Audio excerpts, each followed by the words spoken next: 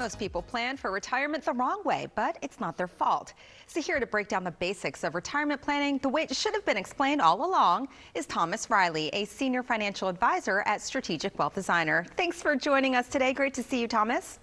Nice seeing you again. Thank you so much for having me. Of course. Well, Thomas, a lot of savers are watching inflation, grocery prices, insurance premiums, and taxes.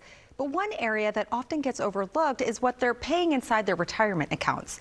So when people hear the word fees, right, they often think, well, I just need the lowest fee possible. But is that the right way to think about it? Yeah, I think it's important to be aware of how much you are paying in fees. And a good way to kind of view it is understanding what you're actually paying for. For example, if someone is just looking for, normal investments inside the stock market and they just have index funds related, that can be okay. But for someone getting close to retirement, they might need a little bit more in their situation as far as tax planning, income planning, looking at Social Security. And so sometimes different needs, you have different costs for that. And you also want to watch out for hidden fees, which can be a big thing too as you get close to retirement and accumulate more assets. Oh, it's those hidden fees for sure you have to look out for. What are the different types of fees retirees should be looking for? Again, just to reiterate.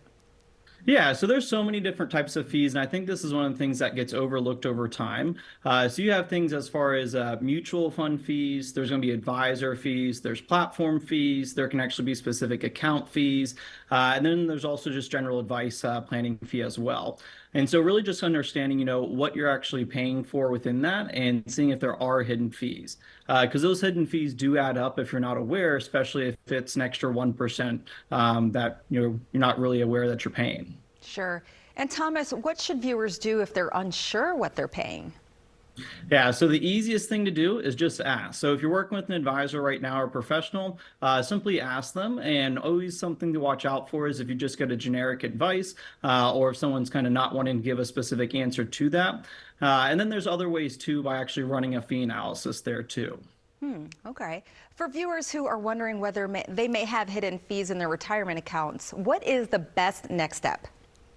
Yeah, so I would always say the best thing is knowledge and education there. So we actually talk quite a bit about fees at our Retirement Planning University class that we teach. And one of the things that we actually do is run fee analysis for people. I think that unless you do this every day and read financial statements and looking at different investments and costs there, it's hard to kind of see those embedded fees. So those fee analysis allow people to see really kind of what they're paying and if you're actually, paying the appropriate amount for where you're at. Yeah. Thomas, you got me thinking now about these hidden fees I might be paying. I need to look out for that, and so does everyone else. Thank you so much for this 100%. advice. Yep. Thank you. Thank you. For more in-depth retirement education, visit retirementplanninguniversity.com. That's where you can sign up for classes happening in the DMV every month.